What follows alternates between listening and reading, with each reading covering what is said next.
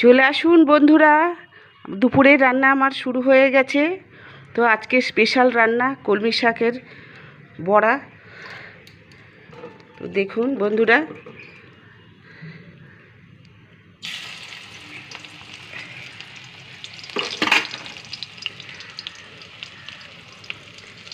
এই যে কলমি শাকটাকে কুচি করে কেটেছি অল্প লবণ দিয়ে।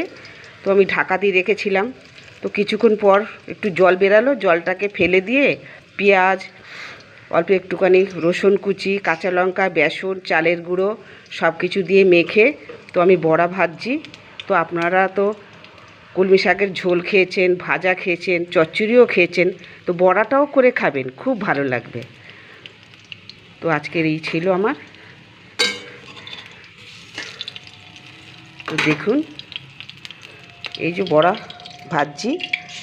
তো আমার ছোট মোবাইল, আমি তো ভালো করে দেখাতে পারি না, আপনারা একটু কষ্ট করে দেখবেন। দেখুন এই যে আমার ভাত হয়ে গেছে,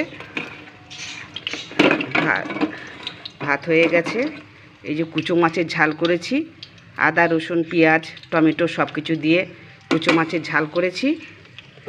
আর এই যে আজকে পেঁপে, আলু আর কাটাপোনা মাছের ঝোল করেছি, আদা বাটা জিরে বাটা দিয়ে ঝোল করলাম।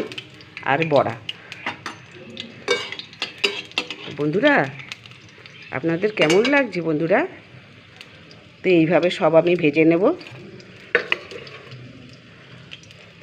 আপনারাও করে খাবেন, খুব ভালো লাগবে। গরম গরম ভাতের সঙ্গে গরম গরম বড়া খেতে খুবই সুন্দর লাগে।